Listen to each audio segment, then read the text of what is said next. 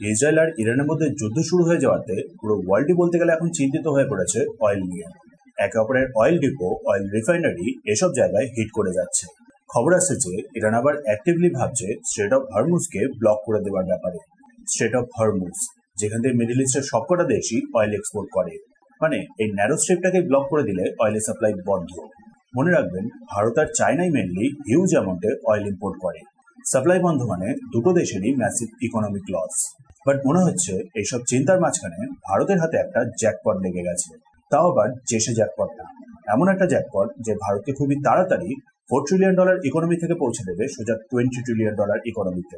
Actually Andaman সিতে oil Discovery হয়েছে। ভারতের petroleum minister Hardeep Singh Puri recently একটা ইন্টারভিউতে কনফার্ম করেছেন ভারত খুব কাছাকাছি পৌঁছে গেছে আন্দামানে গায়ানার মতন করেই অয়েল ডিসকভারি করার।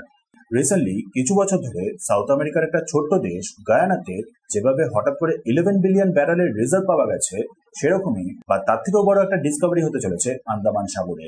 20 বিলিয়ন ব্যারেলের একটা অয়েল রিজার্ভ পাওয়ার সম্ভাবনা আছে। বর্তমানে ভারতের পার ডে দরকার পড়ে 57 লক্ষ ব্যারেল করে অয়েল। ঠিকঠাক সবকিছু এগোলে এর বেশিরভাগটাই এরপর থেকে আসবে আন্দামান সি থেকে। তাছাড়া রাশিয়া থেকেও অয়েল ইম্পোর্ট করাটা ভারত আগের তুলনায় অনেকটা বাড়িয়ে দিয়েছে। গায়ানাতেও যে ডিসকভারি হয়েছে, মিডল ইস্টের সিচুয়েশনটা দেখে লং টার্মে গায়ানা থেকেও অয়েল ইম্পোর্ট করার ব্যাপারে কথা চলছে। তার উপর আন্দামান সি থেকেই একমাত্র অয়েল ডিসকভারি হয়নি। রিসেন্টলি 2 মাস আগেই উত্তরপ্রদেশের বলিয়া ডিস্ট্রিক্ট থেকেও এরকম সিমিলার একটা খবর এসেছিল। উত্তরপ্রদেশেও একটা বিশাল রিজার্ভ পাওয়ার সম্ভাবনা আছে। তাছাড়া বিহারে গঙ্গা বেসিন, গুজরাট, মুম্বাই আর রাজস্থানেও নতুন নতুন ফাইন্ডিং হয়েছে। ভারতের ইস্ট কোস্ট মানে কৃষ্ণা গোদাবরী বেসিনেও অনেকটা অয়েল রিজার্ভ আছে, আর প্রোডাকশন অলরেডি শুরুও হয়ে গেছে। অর্থাৎ খুব তাড়াতাড়ি হয়তো ভারত অয়েলের ব্যাপারে মিডল ইস্টের উপরে ডিপেন্ডেন্সটা অনেকটা কমিয়ে ফেলবে। সাথে আন্দামানের ফাইন্ডিংটার ফলে পেট্রোলিয়াম মিনিস্টার হরদীপ সিং পুরীর কথা অনুযায়ী ভারত খুব তাড়াতাড়ি পৌঁছে যেতে পারে $20 ট্রিলিয়ন ইকোনমিতে।